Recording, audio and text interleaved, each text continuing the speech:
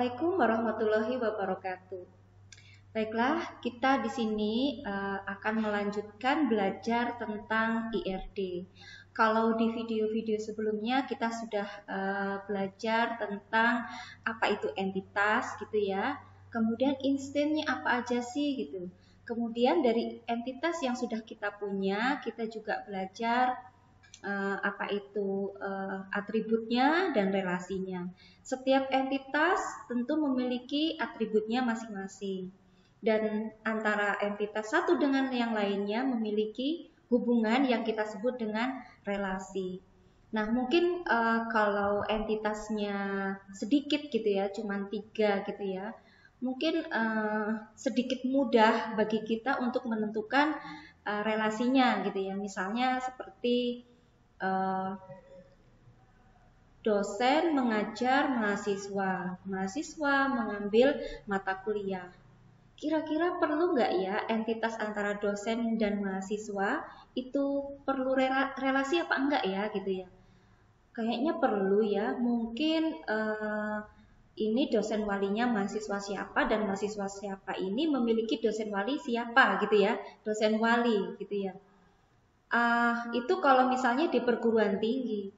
Kalau misalnya bukan di perguruan tinggi, di tempat lain gitu ya, apakah iya ada hubungannya gitu? Seperti misalnya di perpustakaan gitu ya. Oke, saya contohkan berikut ini. Kalau di IRD perpustakaan, misalnya kita punya anggota gitu ya, atau peminjam ya. Saya di sini menulisnya sebagai anggota. Ada entitas anggota dan juga ada entitas buku ya di perpustakaan. Anggota terhadap buku tentu relasinya adalah pinjam gitu ya. Berarti nanti anggota meminjam buku. Begitupun jika dibalik, buku dipinjam oleh anggota gitu ya. Karena memang ini ada 2 entitas. Kalau kita mau nambah 1 entitas lagi gitu ya, misalnya petugas gitu ya. Sini saya tulis petugas. Ini ada entitas baru. Kira-kira relasinya kemana ya dan apa relasinya? Oke, mungkin kita bisa menambahkan antara entitas anggota dan petugas gitu ya.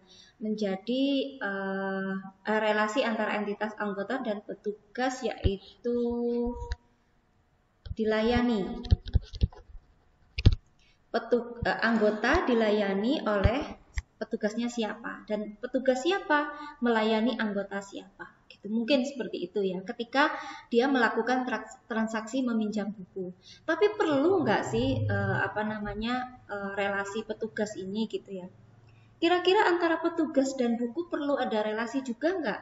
Kalau dipaksa-paksakan ya bisa saja ada, mungkin mencatat ya. Petugas mencatat buku atau buku dicatat oleh petugas. Ini semua ini ya untuk menentukan relasi itu tidak asal-asalan ya. Kita harus bisa memikirkannya, penting nggak, perlu nggak, ada apa enggak seperti itu. Nah, kalau kita cuma dalam bayangan 3 entitas ini mungkin masih sanggup ya. Bagaimana kalau entitasnya sangat banyak gitu ya? Seperti apa hubungan relasi masing-masingnya gitu ya? Nah, ini kita akan sulit kalau kita cuma ada dalam bayangan. Oleh karena itu, di materi kita hari ini, di video kita kali ini, saya akan membahas bagaimana cara menentukan relasi di dalam IRD dengan menggunakan diagram matriks. Oke, kita lihat di slide saya berikut ini. Apa sih diagram matrik itu atau matrik diagram? Matrik diagram ini berguna untuk mengidentifikasi relasi menggunakan diagram matrik. Jadi kita nggak bingung-bingung relasi antara entitas satu dengan yang lainnya kira-kira apa gitu ya relasinya gitu ya. Nah, menggambar IRD itu bisa berdasarkan diagram matrik yang sudah kita buat. Ya, oke, kita lihat berikut ini, slide berikut ini. It may be simple enough to identify relationship given 3 entities. Jadi maksudnya di sebelah kiri ini, kalau kita punya 3 entitas, maka akan sangat mudah bagi kita untuk menentukan relasi masing-masing.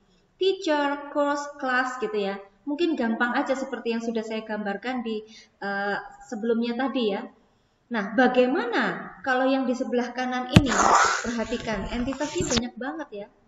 But what about finding relationship when you have 13 or more entities? Jadi kalau ada entitas sampai 13 ya, seperti ini. Teacher, course, student, class, exam, semester, cafeteria, grade, club, classroom, school equipment, maintenance staff, etc. ya, masih ada lagi gitu ya. Gimana? Bisa nggak kita membayangkan apa relasi antara entitas satu dengan yang lainnya? Tentu kita akan pusing gitu ya. Gambar dihapus lagi, gambar dihapus lagi. Nah, oleh karena itu di sini saya akan mengajak Anda bagaimana caranya menentukan relasi antar entitas dengan menggunakan diagram matriks gitu ya. Saya ambil contoh IRD untuk perkuliahan. Oh sorry ya, bukan perkuliahan ya, kursus ya. Sorry ini salah tulis. Kursus ya. IRD untuk lembaga kursus.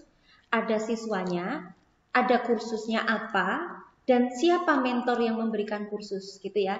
Ini saya kasih contoh 3 entitas aja dulu. Nanti Anda bisa menerapkan lebih dari 3 entitas. Oke.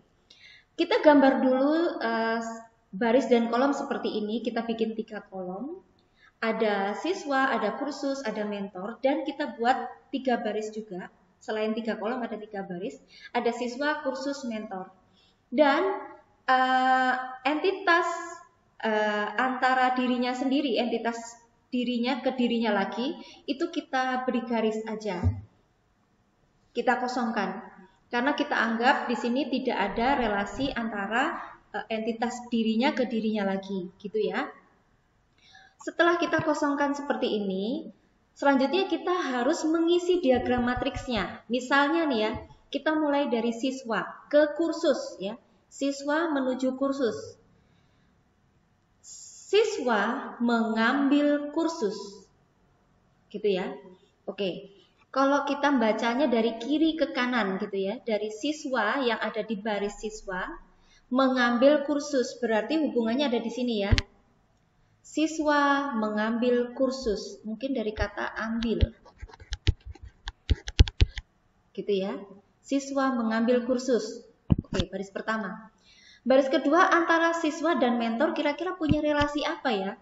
Oh, siswa dibimbing oleh mentor, gitu ya. Berarti siswa dibimbing oleh mentor. Selanjutnya, kursus diambil oleh siswa. Oke, kita gambar juga ya. Kursus diambil oleh siswa. Berarti ada kata ambil. Sebenarnya ini kebalikannya ya, ini kebalikannya. Jadi siswa mengambil kursus. Kalau dibalik, kursus diambil oleh siswa, gitu ya. Nah, untuk kursus ke mentor, berarti kursus diampu oleh mentor. Gitu ya, kursus diampu oleh mentor. Nah, sekarang kalimat yang kelima. Mentor membimbing siswa. Mentor membimbing siswa. Kemudian ada lagi yang terakhir, mentor mengampu kursus. Nah, ini kalimatnya sudah sama. Ambil, bimbing, ampu. Tinggal dibacanya sesuaikan dengan kalimat yang di depannya. Siswa mengambil kursus. Jadi kalau dibalik antara kursus dan siswa menjadi seperti ini. Kursus diambil oleh siswa. Begitupun dengan yang baris kedua. Siswa dibimbing oleh mentor. Kalau dibalik mentor ke siswa jadinya seperti ini. Mentor membimbing siswa. Balikannya ya. Nah, begitu juga yang ini, yang baris keempat. Kursus diampu oleh mentor. Diampu ya. Tapi kalau dibalik, mentor mengampu kursus. Gitu. Oke, dari sini kita sudah bisa, pertama kita harus menentukan kalimatnya dulu ini. Baru kita bisa menuliskan kata relasinya ke dalam tabel atau diagram matriks ini. Nah, seperti inilah jadinya. Siswa mengambil kursus. Jadi membacanya seperti ini ya. Siswa mengambil kursus. Siswa dibimbing oleh mentor. Kursus diambil oleh siswa. Kursus diampu oleh mentor. Mentor membimbing siswa. Mentor mengampu kursus. Begitu ya membacanya ya. Jadi dari kiri ke kanan. Nah, dari sini kita sudah memiliki relasi antara entitas satu dengan entitas lainnya. Bisa kita lanjutkan untuk menggambar IRD-nya. Nah, tadi kan kita sudah dapat antara siswa dengan kursus adalah ambil ya. Berarti di sini ada entitas siswa, ada entitas kursus. Relasinya adalah ambil. Ya, yang ini ya, ambil. Terus kira-kira siswa sama mentor apa nih? Oh, siswa sama mentor ada kata bimbing. Siswa dengan mentor ya. Ini ada siswa, ada mentor. Relasinya adalah bimbing. Siswa dibimbing oleh mentor, mentor membimbing siswa. Apalagi ya? Oh, ini ada antara kursus dan mentor. Itu kata relasinya adalah ampu ya. Antara kursus dengan mentor. Kursus dan mentor ada ampu.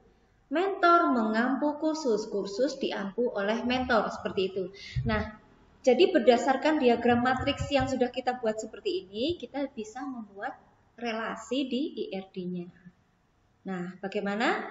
Mudah ya. Kalau mudah, Anda bisa langsung latihan ya. Di sini ada latihannya. Buatlah IRD tentang perkuliahan berdasarkan diagram matriks. Nah, tapi di sini Anda buat diagram matriksnya dulu ya. Kita bikin tabel. Nanti tabelnya itu ada 6 kolom. Jadinya 7 ya. Karena ini ada kolom mahasiswa, mata kuliah, KRS, KHS, dosen, dan nilai. Nah, begitupun yang ke bawah nanti ada mahasiswa, mata kuliah, KRS, KHS, dosen, dan nilai. Nanti digaris dulu seperti ini, kemudian silakan diisi masing-masing setiap kata-kata relasinya apa, gitu ya, supaya mempermudah Anda untuk menggambar IRD. Silakan kerjakan tugas ini. Lalu nanti dikumpulkan lewat Google Classroom. Nah, untuk mempermudah mengerjakan tugas ini, di sini saya memiliki kata-kata ya untuk membantunya ya. Ada relasinya tuh seperti ini. Untuk relasi mengikuti nomor 1 ya. Ini adalah relasi yang terjadi antara entitas mahasiswa yang di garis miring ini entitas dengan entitas mata kuliah. Jadi nanti kalimatnya setiap mahasiswa dapat mengikuti beberapa mata kuliah dan beberapa mata kuliah diikuti oleh setiap mahasiswa. Nah, yang nomor 2 ada relasi mengampu, yaitu relasi yang terjadi antara dosen dengan mata kuliah.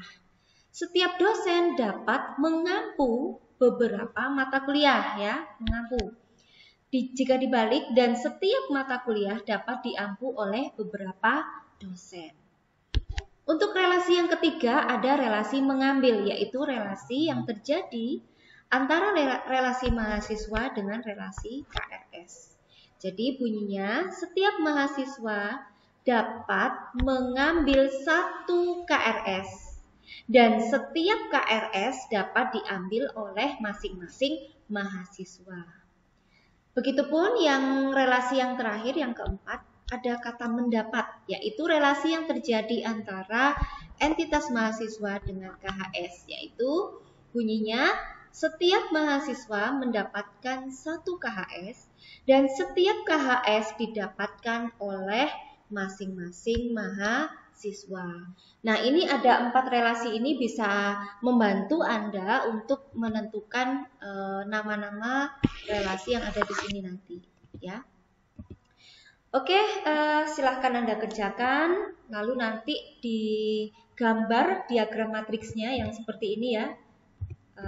Seperti ini diagram matriksnya, kemudian bisa dilanjutkan ke diagram IRD-nya seperti ini.